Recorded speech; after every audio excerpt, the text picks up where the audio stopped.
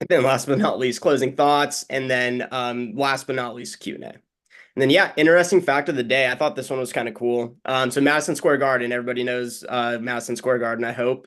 They've been attacked from New York for property tax since 1982. The agreement was only supposed to be in place for 10 years. However, it was worded incorrectly, so the exemption will be in effect as long as the Knicks and Rangers keep playing their home games there. I have my theories that this was probably intentional. So I just thought that was kind of funny. So there's the interesting fact for the day. Thank you, Jacob. One quick disclaimer before we introduce who is on this call is this is general information and not tax advice. There are exceptions to the rules, and that exception could be you. So I consider this a starting point, and of course, engage the experts as we move through. One thing we want to show early is actually we want to get right into questions. So Jacob, let me actually introduce our guest before we get started. Today, we have the wonderful Aubrey Janik, who not only is an amazing influencer in the Turo space with a wealth of knowledge, she's also a Turo fleet operator herself and a beloved client of the firm. So, Aubrey, thanks for being with us. Thanks for being a client, and thanks for sharing your knowledge with our team and our audience. So, before we get started, Aubrey, will you say hello? Yeah. Hi, guys. It's great to be here. It's great to, be asked to be a part of this webinar. And, I am Shared Economy Tax's biggest cheerleader. I love the firm. I love working with you guys. Thanks, Aubrey. Thanks for being here. Well, let's get started and get to know you a little bit. Jacob, I'll give you the first question of the day. Yeah, absolutely. So just very, very easy. How'd you get your start in the tour industry? What made you want to dive into car share industry? Yeah, so I've always been super entrepreneurial, like throughout, as I was a kid, as I was a teenager in my early 20s. And whenever I had heard of Turo, I actually had owned a franchise at the time. I was like owning and operating it. And my marketing guy that I had hired had told me about it. He was like, "Hey, I got this Mercedes. It's a lot more flashy than I would have originally got, but I'm going to rent it out on Turo." And up until that point, I had heard about Turo kind of in passing, like random Facebook ads, but I actually thought it was a scam. And so this friend of mine who was sort of a friend, sort of an acquaintance, but not like a great friend, he told me about it. And I was like, you know what, if he can do it, I'm going to look into this as well. Because I had always been, car enthusiast. My then boyfriend, now husband, is a huge car guy. So it seemed like a really natural fit, especially because at the time I had a Jeep that I didn't like to drive. I didn't really want it anymore. I regretted buying it. So I was like, I'm going to try to put this Jeep on Turo. And I believe within like the time that I had kind of heard about it from my friend to the time that I listed my Jeep was maybe 24 or 48 hours. And then it went out on its first rental. And I remember vividly thinking like, okay, this actually could be a really great side hustle moving forward. And then I just kind of full send it from there. Gotcha. And then how did that play in with doing social media? Were you doing social media prior to Turo, or did that kind of kick it off as well? No, so it was after. So I started Turo in 2017, and then I didn't start my YouTube channel until 2020.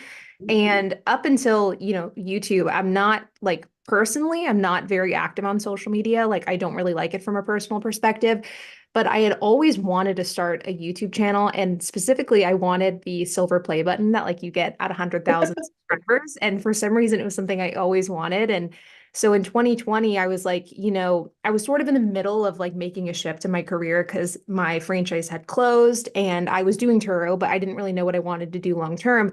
And I was like, I'm gonna start a YouTube channel. I'm gonna give myself a year to get to 1,000 subscribers, and then we'll see what happens there. And I actually didn't tell anybody about the YouTube channel for I think maybe 2 or 3 months. And then my channel kind of blew up during the pandemic. And I think by the first year I had maybe, I think 55,000 subscribers, and then I've just stuck to it. Gotcha. That's amazing. Yeah, so kind of the pandemic helped probably just during downtime, people were looking for other gig work, possibly side hustles. So maybe that was a big player as well. Very interesting. For sure. For sure it was. I mean, the business niche, and I did some stimulus content around that same time. And so it was definitely a combination of, right time, right topic, and then kind of luck mixed into it. Hmm. Miguel, you got any questions? So many. I just try to be disciplined on these and not get too off track, but you led me right to it, Aubrey. I think for both of us, the pandemic was kind of a crazy time. I mean, I saw you had content on PPP and SBA. I'm curious, what was that like for you? I'm sure you had Turo hosting. Wait, do I qualify? Same questions we got. Yeah, how was that period for you? I mean, it was crazy. It was just, so I started making stimulus related content because I just found, and kind of the same thing of why I started making content about Turo, because my channel, it started off like Turo and car sharing, then it kind of pivoted during the pandemic because it was just like what was popping off at the time. And then in the last few years, I've gone back to kind of my roots. But it's all kind of stemmed from the idea of I want to learn more about this. I find this topic confusing. So I'm going to try to help people who are looking for answers. And so that was certainly the path during the pandemic is I spent a lot of time reading legislation, looking to see what was going on, trying to figure out how to navigate that. And I still get emails from people to this day saying, "Hey, how do you like, can you still get the PPP?" I probably get a month from people asking. No, Yeah. No, put it's it in not. your autoresponder. It's closed. Yeah, exactly.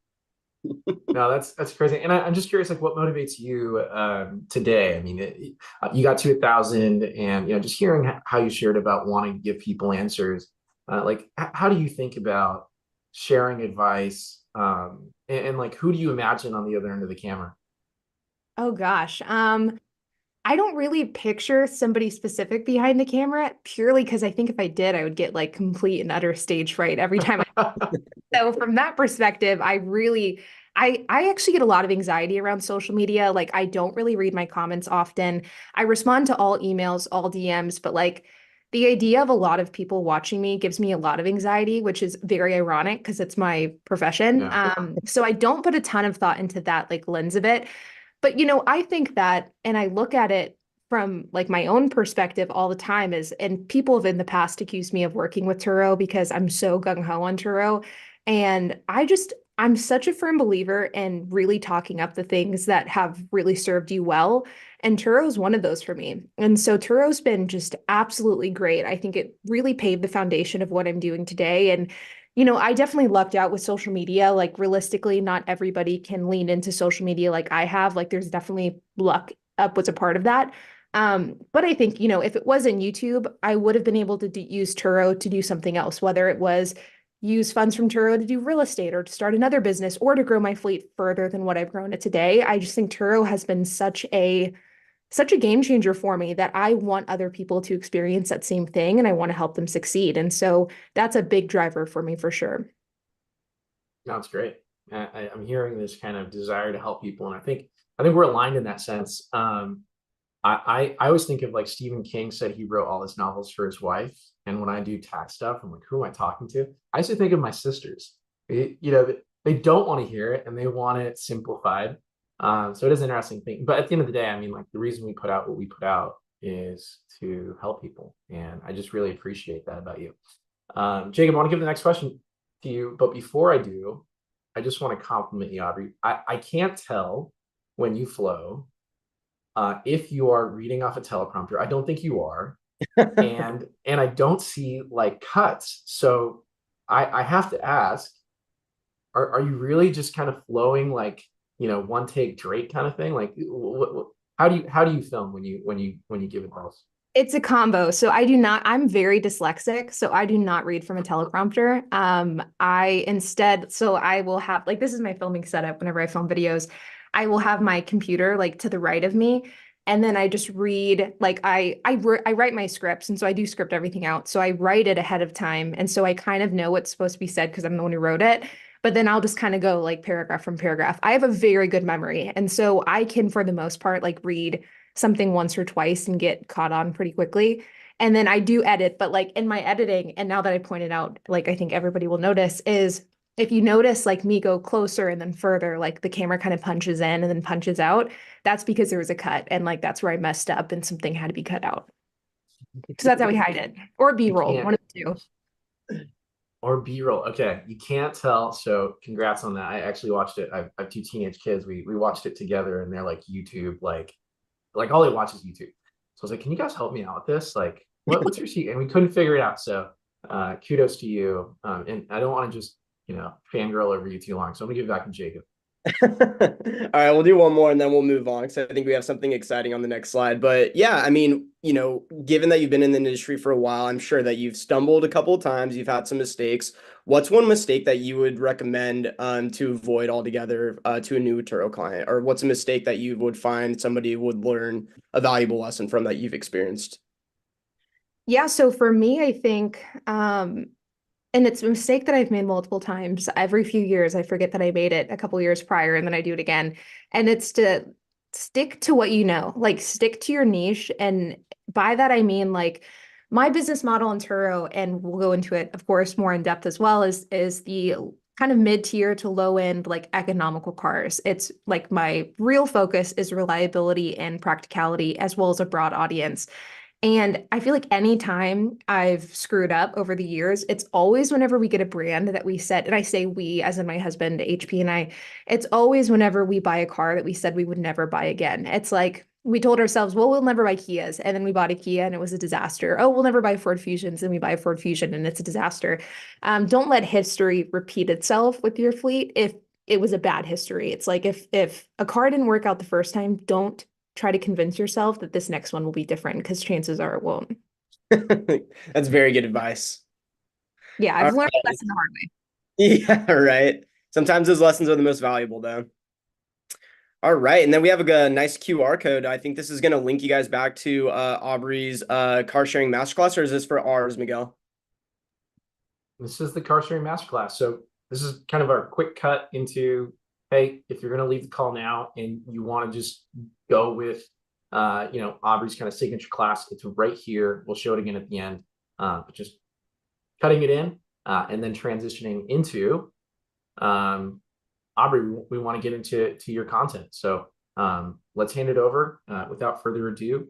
Aubrey's going to give us her take on the Turo business. Please take it away. Yeah, absolutely. So what we're going to be talking about today is just some of the like fundamental aspects that I believe are kind of the most important ones whenever it comes to either starting or just improving your car sharing fleet. And so can you go to the next slide?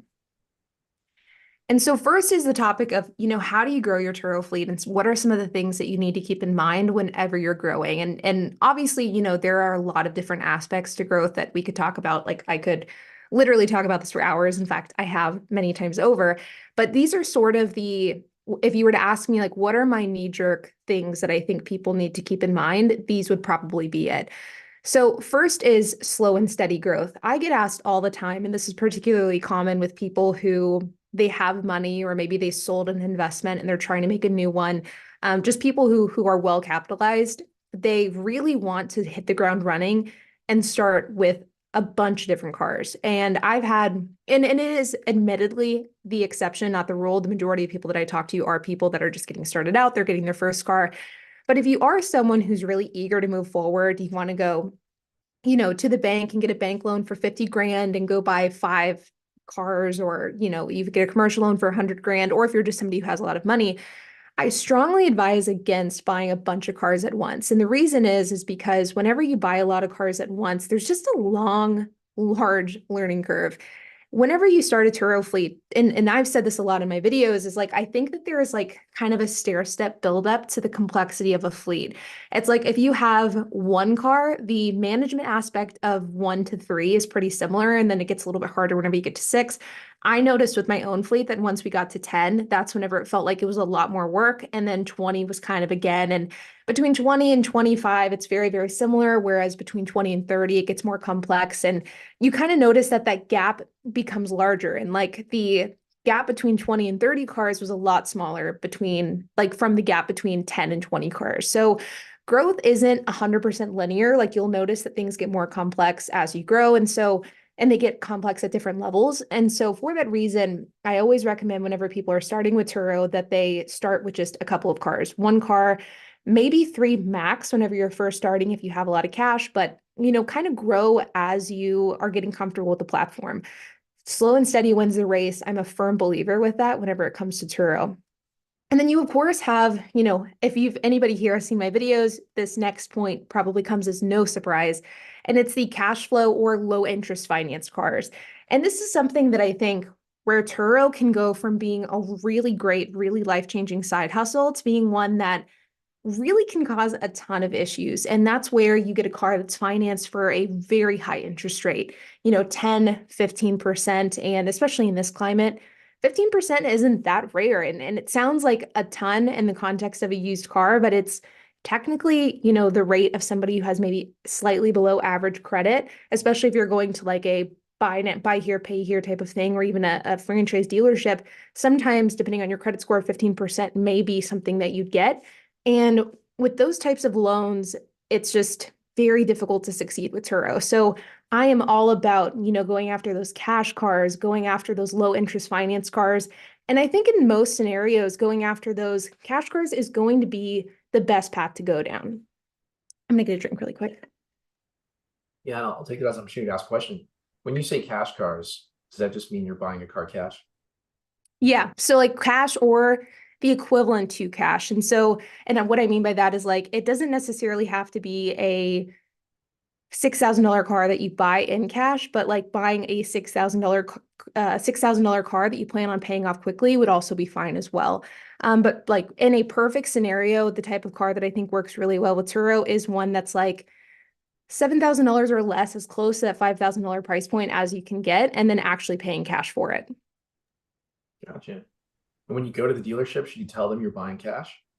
So we actually buy the majority of our cars through Facebook Marketplace. And so it's a lot of times either private sellers or these like small dealerships. And so whenever you go to an actual dealership, like a franchise dealership, a lot of times they're not selling those $5,000 to $6,000 cars. And so if you were to find one, you could definitely tell them that you're paying in cash. But more often than not with these types of cars, you are going to find them at these like smaller dealerships or private party sale. Right. So avoid like the CarMaxes of the world. Yeah, exactly. CarMax. Just because whenever it comes in, and we'll talk about it in I think in one of the next couple of slides, is whenever you're looking at a car, buying below market value is very important. And it's really hard to do that if you do that at a franchise dealership. And so I'll go into a little bit more depth on that specifically. But yeah, buying cash cars is, in my opinion, it's just the way that Turo works the best. It's higher margin. It creates a better safety net. It leaves you really flexible to do other things. It just is the perfect scenario. And with that same thing, with growing your Turo fleet, you have the business model that I talk about so often, which is going the route of buying your own cars, either financing them with low interest loans or buying them in cash.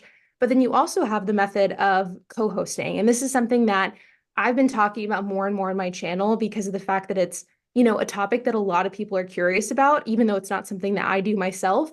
But co-hosting is the idea of, going and getting somebody else's car and then hosting it for them. And so it would be like if I was the host in the co-hosting situation, I would maybe go to Jacob and be like, hey, how about you buy a Turo car? You send it to me. I'll manage it for you. And we'll do a split of like 60-40, 70-30, sometimes 50-50, but that gets a little bit, I think, it's a bit of a disadvantage for the host whenever it gets that way.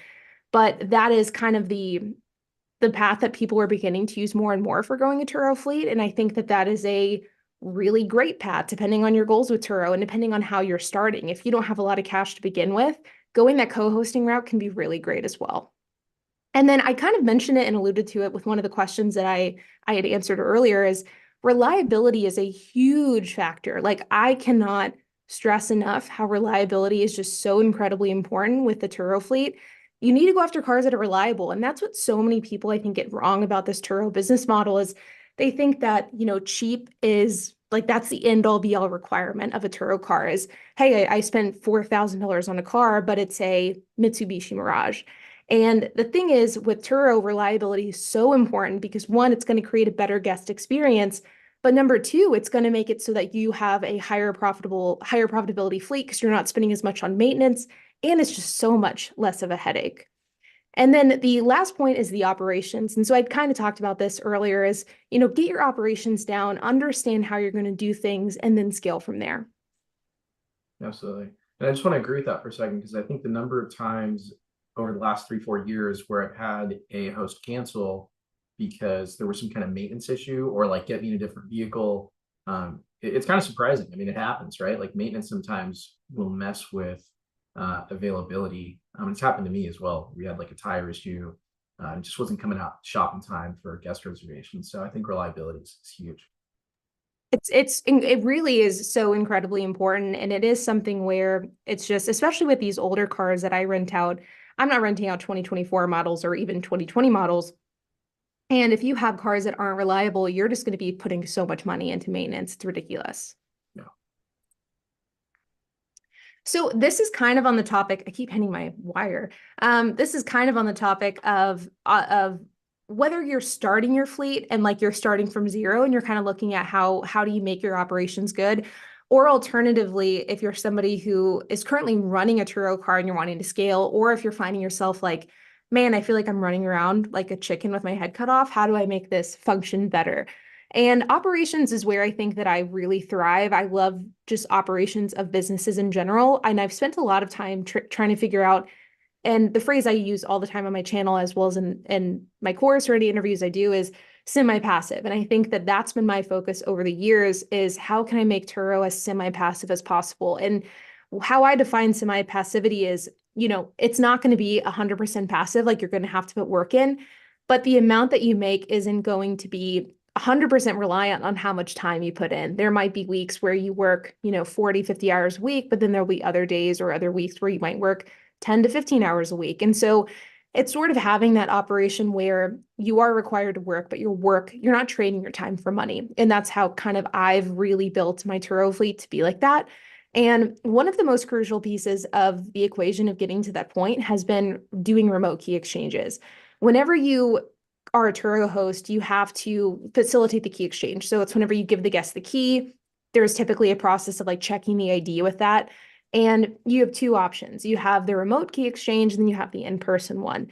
And in-person is exactly how it sounds. It's whenever you meet the guest in person, you have like probably a conversation with them, you check their ID, make sure it matches, you give them the keys, you send them on their way. What I do is I do remote. And this is an option that's within Turo. It's been there for years, for as long as I've been a Turo host. And this is whenever the guest sends you their ID verification over the app, and then you leave a lockbox with the key at the car. And then at the time of the reservation, you send them a code, and that's how they get into the car. And this has been just a game changer for my fleet. And I've actually always done remote. I've never personally met a guest in person over the years. There has been times where a guest will they'll have trouble getting into the lockbox. We might just run into them while we're at the lot. So I have met guests before, but I have, like, in my 6,000 trips on Turo, have met a guest to give them a key a handful of times. And it's because of remote key exchanges. So you can send them the message with the lockbox code, and then you can do that from anywhere. You could be at the movies, you could be at a sporting event, you could be at a party, you could be out to eat, you could be in bed. And so because of the way that Turo has things set up, and that kind of goes to the 24-hour rule, which is point number 3, you can take photos of a Turo car, and then those photos can be used for 24 hours. So we're sitting here today at 1:30. Or 1:30 Central, if I was to take a photo of one of my Turo cars right now and it didn't have a reservation set up, those photos can be used for that reservation for the next 24 hours. So if my car gets booked out tomorrow at, let's say, 11 a.m. or even 1:00 p.m., I can use the photos that I took today, which means that if my car gets booked, in the morning, at tonight, or whatever the case is, even if I'm at the grocery store in a meeting or, doing this webinar, I can facilitate that key exchange because everything's done remotely. And we also utilize automated messages in that process as well. And so this was something that Turo used to do with a service called Car Sync, which went away, and many Turo hosts, including myself, are mourning that every day.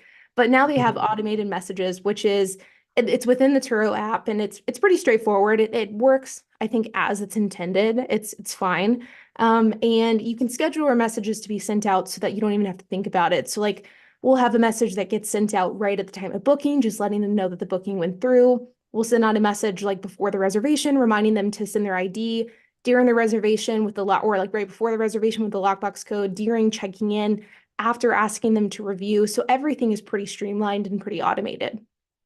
And then with that, you have to figure out a place to store your cars. And with that, you can do parking lots. You could do, some people do it at Walmart parking lots, which I don't know that I would recommend that, but you can find a lot of creative ways to store and do those key exchanges. That way you don't have to do them at your house, and you also don't have to be there. And then you can go to the next. I have to ask. I'll go to the next one, but I have to ask. What is one creative way that you store cars and rent them out? So what I do, so I've had a few different options over the years. So one of them that I did a long time ago, or a few years ago, I should say, is we rented just a few spots in like an office park. And so it was a small office park, definitely underutilized. And we just were like, hey, can we rent 3 of your spaces out? We'll also like keep an eye on trash and all that stuff. And they said, sure. And then they actually ended up selling, we worked with them for, I think maybe 3 years. It might have only been 2, but it was 2 to 3 years.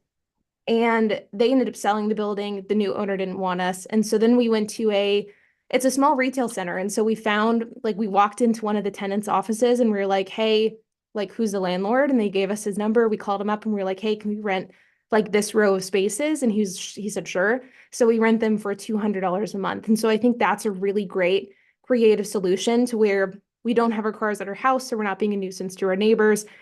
Guests don't know where we live, which is obviously ideal. And then we're able to facilitate key exchanges 24/7. And so on the same topic is, maintenance. And we talked about this earlier with the conversation of choosing reliable cars, but this is actually probably, in my opinion, one of the biggest factors that gets increasingly difficult whenever you are growing and scaling your fleet. Like, obviously, communication with the guest, communicating with Turo, doing tolls, doing all of that does get more complex as your fleet grows, but maintenance can get out of hand very quickly if you don't stay on top of it, because you don't only have the repair aspect of the equation, but you have the, ongoing maintenance, preventative maintenance of your cars as well. And then you also have to make sure that you know your cars well enough to be able to diagnose or even predict that something's going wrong before it even goes wrong. And so for us, we've have kind of over the years built out a process to help us do that. And I would say that we're perfecting that every single month, because even ours isn't perfect. But we have tracking mechanisms in place in order to make sure that we know exactly what's going on with our cars and when. Like, for example, I have an ongoing tracker in Notion, which is like a project manager app. And I just kind of move cars within categories of like, okay, is this car active? Is this car waiting for parts? Is it unlisted for a recall? Like, what's going on with these cars? And then once a week, my husband and I have a meeting where I'll ask him, like, hey, what's the status of this car? What's the status of this one? For all the ones that are out for repair or recall or whatever the case is. We also have Google Sheets that he'll use. And so my husband, HP, handles most of the day-to-day nowadays, but he will handle Google Sheet where he'll actually like show when he did a inspection on a vehicle, when he did oil changes. That way he can reference that moving forward. So if a car is on a long-term rental, he can very easily see, okay, this car had a oil change back in March or back in February, whatever the case is. And one part of maintenance that I think is very difficult, especially if you are somebody who does a lot of it yourself, is the delegation of it. And so figuring out, when is the right time to go to a shop versus when's the right time to do it yourself, and when do those two avenues make sense? And because my husband is a very talented mechanic, we do a lot of the stuff, a lot of the work in-house, but we have had to start delegating things out to shops as we've just become more busy, because we noticed over time that, like, okay, these cars are sitting for way longer than they should for these repairs, so let's delegate. But this is actually something we really struggle with and still do today. But you have to keep track of, what parts are needed for the cars, what needs to be done, figuring out efficient ways to order parts, not only for a efficiency from a time perspective, but also from a cost perspective as well. And then depending on how large your fleet gets, you're also going to have to hire help. And so for us, I managed the fleet almost entirely by myself until we hit, I think it was 12, maybe 13 cars. And then my husband quit his job, ended up working with the fleet. And then whenever we got to 25 cars is whenever we hired a part-time employee that works for the fleet, maybe 10, 15 hours per week. And so you also have to figure out, how can you grow your fleet and what type of help do you need in order to do that? And I'm sure that's really hard to do if you haven't done it before. And also might be harder if you don't marry a very talented mechanic. Yeah, it definitely is harder if you don't know about cars. And so people all the time ask me, do you have to be a mechanic in order to make Turo work? And I'm a strong believer that the answer is no, purely from the standpoint of, with the first 10 to 12 cars in our fleet, And funny enough, my husband actually hated the idea of Turo whenever I first pitched it. And at the time we were just dating, so like he didn't really have a ton of say in whether or not he did it. But I told him he hated the idea. He saw that I was doing well with it, and then he was like, "Okay, this actually might work." And then he was extremely supportive from that point forward. But I actually did a lot of the like minor maintenance and minor repairs on the vehicles at the beginning, and then of course, whenever he quit his job, he took it over. I think that in order to really succeed with Turo, and I think that you can succeed even if you don't have experience with cars. Like I have a good friend of mine, or I wouldn't say good friend, but a friend of mine in Florida, one of the largest hosts in the country. He doesn't have any experience with cars. He doesn't work on his cars. Of course, being a Turo host with a huge fleet, he's learned a lot, but he's not a mechanic. But I Yeah. do think that knowing about cars is important because you want to be able to drive your cars and be like, okay, this suspension sounds weird. Okay, this car isn't starting correctly. Like something might be happening. And I think that at the very least, that's something that you should be willing to learn because you do want to be able to recognize when stuff needs to be addressed and also not be run over by the local repair shop as well. For sure. And I would guess with this guy in Florida, he might not know about cars, but somebody does that he Yeah, works and he with. takes it to local shops. And so I'm glad that you mentioned that is he takes it to local shops and he has a network of them that he trusts a lot and that do great work on his cars. And the thing is that he gives them so much business that they're not going to screw him over because it's like, okay, well, if we screw over this guy, he's never going to come back to us. And so you send enough shops enough business, they become really valuable resources. And so I always tell people like if you don't want to work on your cars, which I think is perfectly fine, you have to at the very least be willing to network with shops. Mhm. And I'm going to ask kind of a tough question that like a lot of actually we did a demo analysis on our clients. A lot of them are women. And I just wonder if there's kind of a trend that look, you've got to know about cars, you've got to be willing to walk in the shop. Are there more male hosts? And how do you kind of get um, I mean, first, like, is that a trend? I don't know. I mean, I don't know the official data, but based off of just my experience, I think that it's vast majority are men. I think that there are definitely women in the space, and I do have women reach out to me quite often who are getting involved. But in my experience, the women, and this definitely isn't solely the trend, like there are definitely like single women operating on their own, but I do oftentimes see that women who are operating have like they're either have a partner or they have, a husband or a boyfriend similar to like what I did. But I think you are seeing more and more women succeed in Turo on their own. In fact, Turo did a Power Host Summit back in November that I attended, and a person there who was I believe she was a single woman, but she might have been married, but she definitely operated the Turo fleet on her own. And she had said that watching my videos inspired her to do Turo. She was doing it on her own and she was doing really, really well with it. So I think with anything, automotive related, it is inherently going to be male dominated, especially entrepreneurial spaces in general have historically been male dominated, though that is starting to turn. But Turo is definitely no exception, I think. For sure.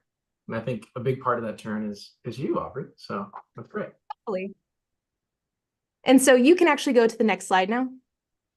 So this goes into, and I think truthfully, like anybody who's watching this presentation, I think that this slide right here is probably the biggest, most important takeaway that you should have. And that is how to buy the most profitable cars for Turo. So whenever we talk about, making income on Turo or making revenue or highest performing, and this is such a common question, like anybody who has spent any amount of time researching Turo, you've probably seen like Facebook groups for Turo or of course, YouTube videos like my own.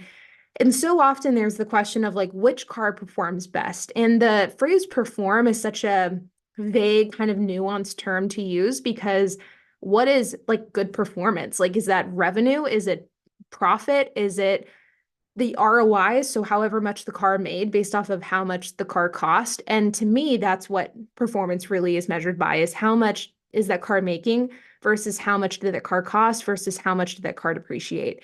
And this is where, buying the most profitable car comes into play. And so one of the most important aspects of buying a Turo car, whether you buy a, sports car, a economical car like me, a niche car, whatever the case is to buy one that has already hit the bulk of its depreciation. Now, right here, you can see a graph that shows just the normalized car depreciation over 20 years. Now, this graph will vary a little bit depending on what type of car you're looking at. And it's also not like this is the general graph of 20 years. It doesn't really reflect the crazy car market that we've had for the last few years. But you'll see that the bulk of a car's value is going to be lost in that first 3 years. And so buying a car in the first 3 years of a car being made, in my opinion, is a recipe for disaster with Turo. Because that car, like let's say, for example, a car costs 30 grand and you have the car for a couple of years on Turo, it might make maybe 10, 15, it probably would make more than 15, but let's just say for easy numbers, 10 to $15,000 a year, you have it for a couple of years, but then you need to sell that car. Well, that $30,000 car is now probably worth maybe 20 I think on a good day. And so now you have to deduct $10,000 from what you earned. You have to deduct that from your earnings because that's what you lost in depreciation. And, there is a way to play depreciation right to where you can still make a lot of money with Turo, but the problem is a lot of people don't. And the amount of people that I talk to it has slowed down, admittedly, with the car market kind of normalizing a bit. But historically, the amount of people that I've talked to over the years who, they buy a 2024 car, and it seems to be these tours are always luxury cars. They buy a 2024 Mercedes or BMW or Audi, they run it on Turo for a year, it gets totaled, and then Turo pays them out the actual cash value of the car, which is oftentimes, it's not the value of the car that you paid for it, it's the value of the car in that moment. And that's oftentimes a misunderstood topic within people is they think that Turo just pays you what you paid for the car, and that is not the case. They pay the ACV. And if it's a car that you bought and let's say you bought it in 2023, it's now 2024, you paid, however much, 50 grand for that car is now going to be worth 35, 30 grand, depending on the car. But you probably still owe, depending on your interest rate, $42,000 on the car, maybe 40. I'm bad on mental math, but you guys get the idea.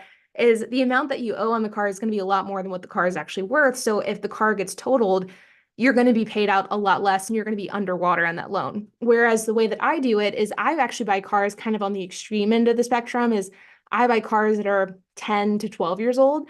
And so my cars have hit a lot of the depreciation bottom. They're not going to depreciate a whole lot more after I purchased it. And so it is actually very, very normal. In fact, I would say the standard with my fleet, where I buy a car, I run it on Turo for a few years, I have to sell it or it gets totaled, and I actually get paid out either the same, maybe a little bit less or more than what I actually paid for it. And a great example of this is a car that I just sold a couple of weeks ago, a Honda Civic. I bought it for $5,700. I put 28,000 miles on it, had it on Turo for a year and a half, and I just sold it for 5,500. So the topic of depreciation just isn't really an issue for me because of the fact that I buy cars at the depreciation bottom. And the thing is that there are a lot of great examples of just like a ton of examples of older cars that have hit their depreciation bottom, but there are even examples of newer cars as well. For example, I had a 2015 Maserati Ghibli that I had that was at its depreciation bottom. I just bought a Lincoln Navigator, the same type of situation. And so that's kind of the point of this, is like you want to keep depreciation in mind. And I kind of went through, all of this stuff there as well as below market and depreciation bottom. And what I mean by below market value, just to kind of touch on this really quickly, we're sort of running out of time, is whenever you buy the car for less than what it's worth. So this would be kind of the equivalent to like below MSRP pricing for a new car, is you want to see what that car is valued at through like KBB and other value metrics. And then you want to try to get below that by, I would say 5% minimum, but more comfortably like 10%. That way it provides this level of safety net for you if you need to sell your car or if the car gets totaled. And then again, you want to really emphasize on reliability. Cheap cars do not always equal good cars. And you also want to make sure that you have a car that renters are actually going to want to rent. You don't want to find a car that has a really niche, small audience. You want to find a car that has broad appeal and mass appeal. That was very insightful. And I just want to make sure that while the topic's hot, and because we're running on time, that we get into some of the questions. But I think just to recap kind of some of the main takeaways I heard from you, Aubrey, it's really when you get into the market that matters. I had a Audi Q5 that I had held for a while. So I already like bought out the lease because it was during that time where like lease buyouts were way below kind of what I could sell it for. turned around, put it on Turo, and then I just saw the curve, kind of like I just kind of saw it in the head, and I was like, all right, I'm getting out of here. Like I'm selling this thing. So I certainly felt that with the Q5. We have some questions here, and I think the first one that kind of stands out about pricing depreciation is someone more or less wrote, "Where the heck are you finding reliable cars for $4,000?" Thought maybe we could start with that one. Great question. It's one that I get asked all the time. So Facebook Marketplace, like I all the time get asked, and I literally multiple times per week, people message me and be like, "Hey, my market just doesn't have these cheap of cars." And I'll always be like, "Hey, send me your like city and zip code and I'll take a look." And I always find one within like a bit of searching. And the thing is, Facebook Marketplace is such a good place to find reliable cars. Now, $4,000 reliable cars are hard to come by, and you might think to yourself, well, what's the difference between a $4,000 car and a $5,000 or $6,000 car? There's actually a big difference just that I've found. Like, I think that there is some sort of mental barrier with sellers between like a $5,000 price point and a four. You just don't often find great cars for 4 grand. Like you can find them, but they are harder to find. And but $5,000 cars are pretty commonly, found. And I'll give you a couple of examples. Is we just bought a Mazda 2 or Mazda 3, where the transmission actually needed to be replaced, but we bought the car for 2 grand. We spent 2,200, 2,300 putting a new transmission in. That was all in. And then at the end of the day, the car was $4,300 all in as well. And then last summer, the summer before that, we bought a very similar car from a small town dealership, just like kind of one of those buy here, pay here places, but we didn't finance it through them. We just bought it in cash.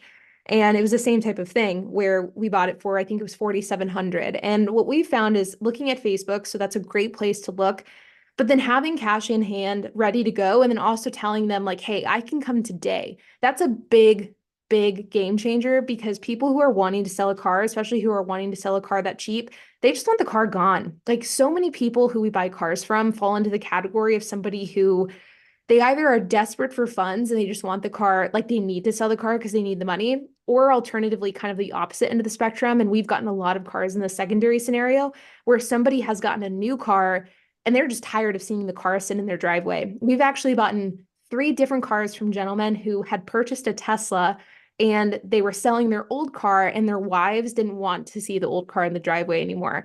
And so those types of scenarios where you say, hey, send me the VIN, I have cash, I'll come today. You would be surprised at how many people are willing to give you a great deal. We bought a incredible Volvo. It's my favorite car in my entire fleet. A really great Volvo for right around $5,000. Has no issues. I mean, you can find these deals. They're just, you have to get good. It's like a skill. You have to really practice at it. Yeah.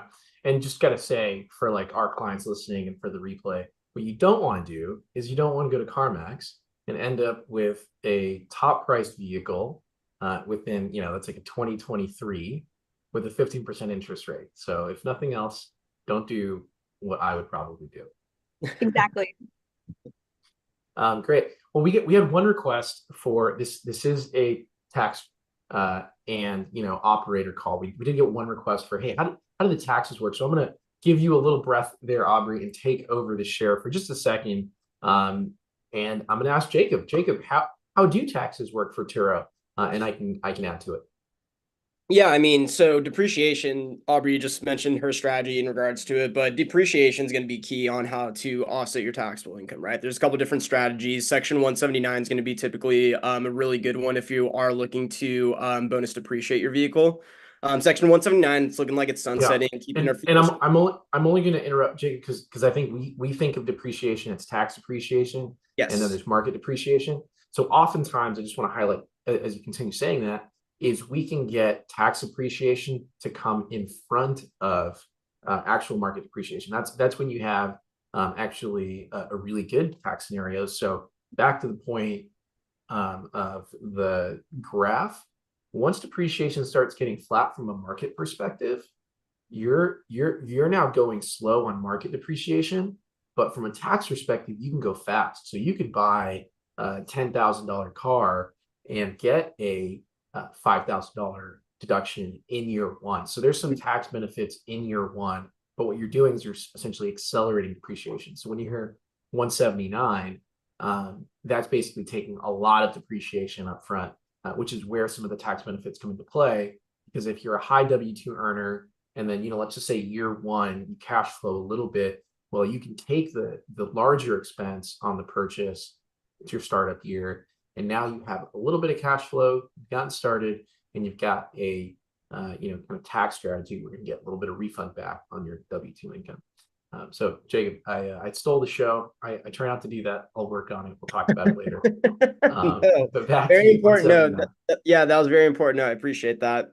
So yeah, I think Miguel kind of covered depreciation, what that means. Operating expenses, of course, that's going to be something that's going to be tax deductible. So fleet maintenance, fuel and energy costs, of course. So just make sure that you guys are keeping meticulous tracking. Our always recommendation is going to be some sort of formal bookkeeping system. So, Xero, QuickBook Online, Wave Apps is another good one as well.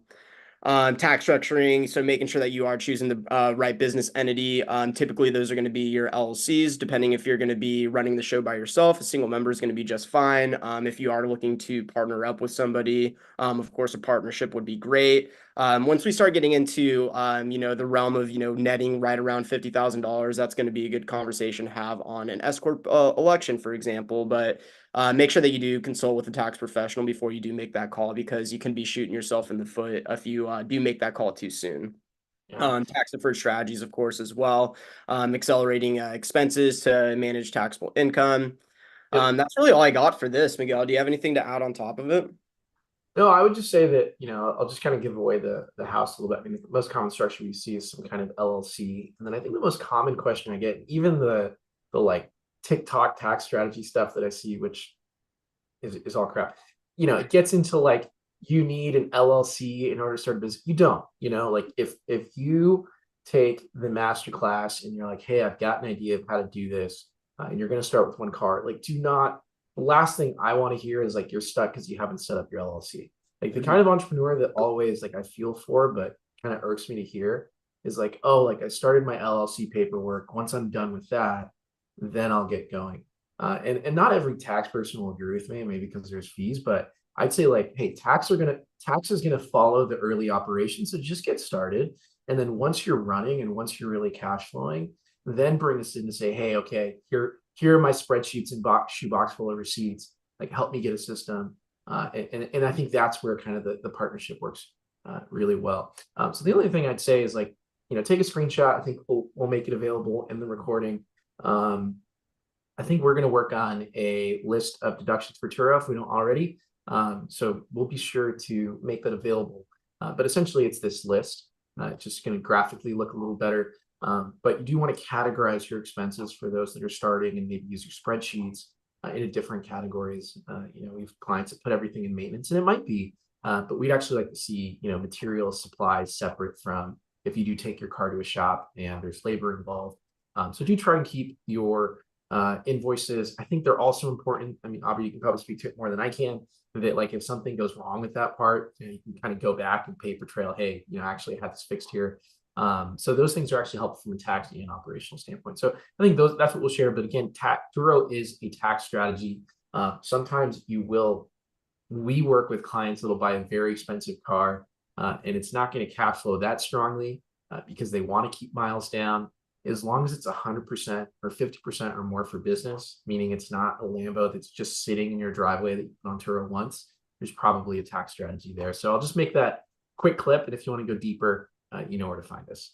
Well, yeah. So we have 8 minutes. I think let's see what other questions we have here. So let's see. Oh, there's a question about markets for you. So Aubrey, so what market are you in? And this question came from somebody in LA. Is that a buy market, or how do you think about market differences? So I think that with my business model on Turo, which is, going after those kind of cheaper, more economical cars, and as a result, you're inherently going to go after locals more than people traveling into your city for tourism.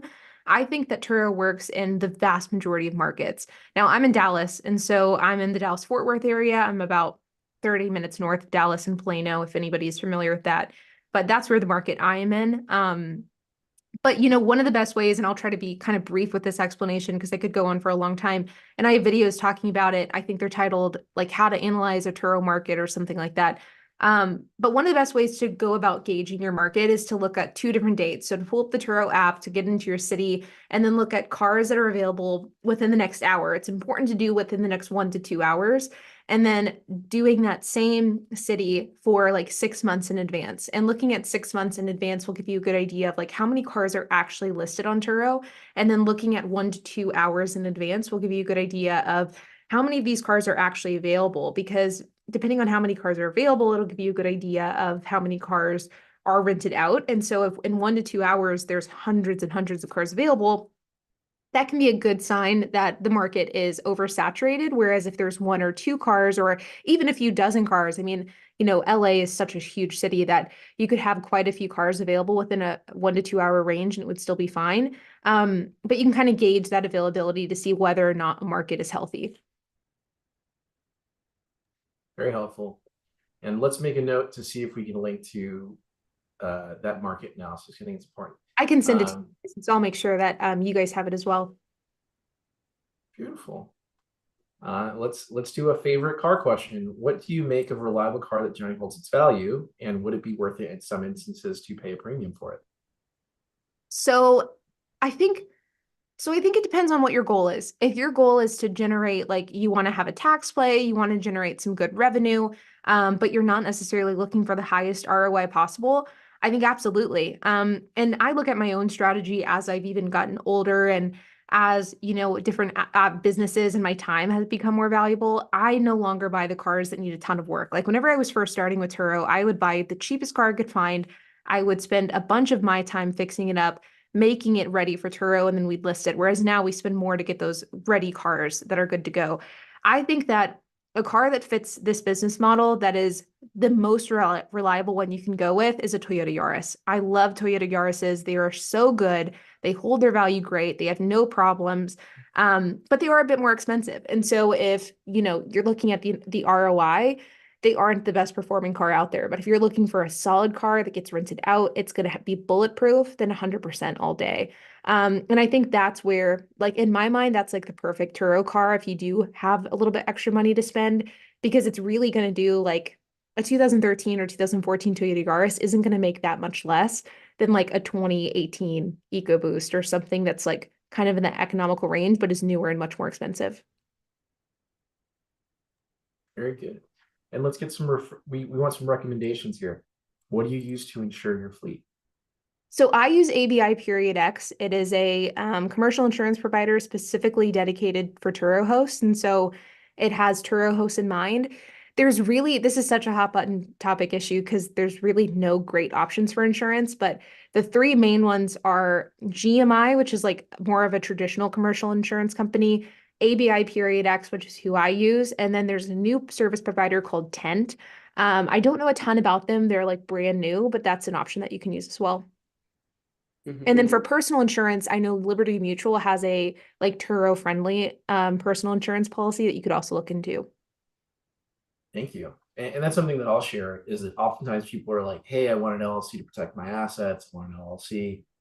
Insurance is like the first layer of defense, because really, I mean, you don't want anything to end up in a courtroom or get a letter from the lawyer. You want to just work through insurance. So I would definitely rewatch that or get notes on that.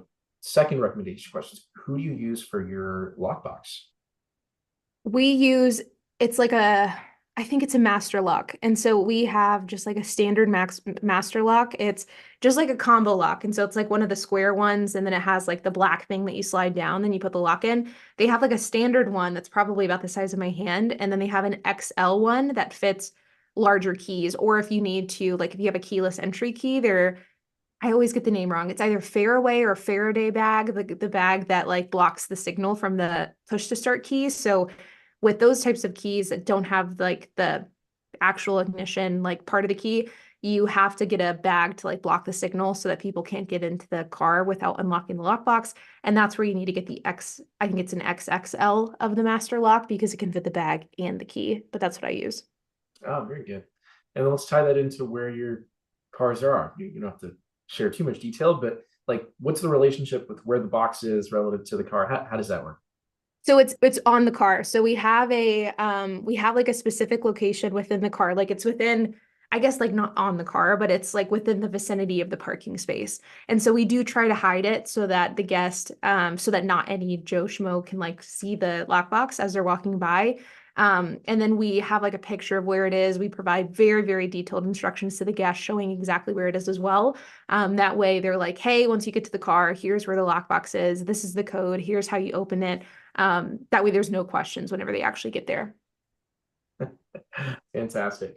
Well, we have time for one more question, and I'm going to ask you my favorite question, which is outside of the Turo world, just general entrepreneur kind of human being stuff. Do you have a book or a habit that you've picked up in the last year that's been life-changing?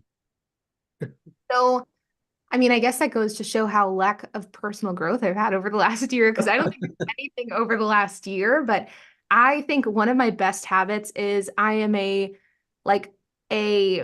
compulsive list maker. If I am feeling overwhelmed, if I'm feeling just like stressed, if I feel like my thoughts are disorganized, I write out a list of everything that needs to get done. I write a list every morning, every week, every month.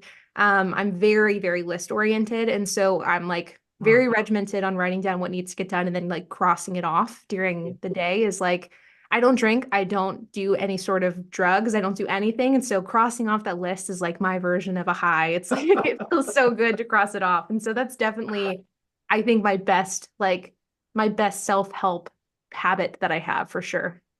Yeah, thank you so much for that recommendation. I'll try that instead of drinking. That's gonna have the same effect. Appreciate you, Aubrey, and thanks to the team.